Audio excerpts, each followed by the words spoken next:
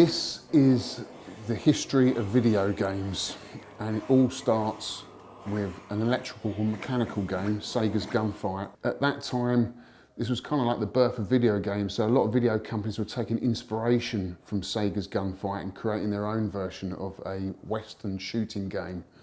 That's our oldest one, and that's one that needs to be restored. There's 43 machines at the museum. They take a lot of maintenance. It's old parts. Some are hard to come by. They're not being made anymore, so you have to look to the community for spares and things like that. But in general, they can be repaired and restored. So these machines were in amusements, and they were made to make money for the operators, and if they weren't making money, they were either thrown off the end of the pier or they were converted to another game, which was more popular at the time.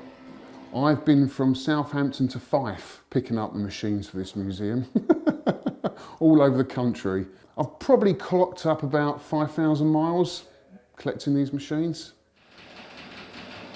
The most influential game from the sort of 70s that started the whole classic era of gaming is Space Invaders, because that just changed everything. It was completely new, you know, very challenging game, had a high score, beautiful artwork, half mirror, the Pepper's Ghost effect. It just looked like it just come out of space. It was incredible. My favourite game is Williams Defender. It's a fantastic game because every game feels different. You know, there's no set patterns, and it's a perfect game of risk and reward. So it's always rewarding you, but you have to put the time into the game. You have to learn the controls to become the master. Not that I am.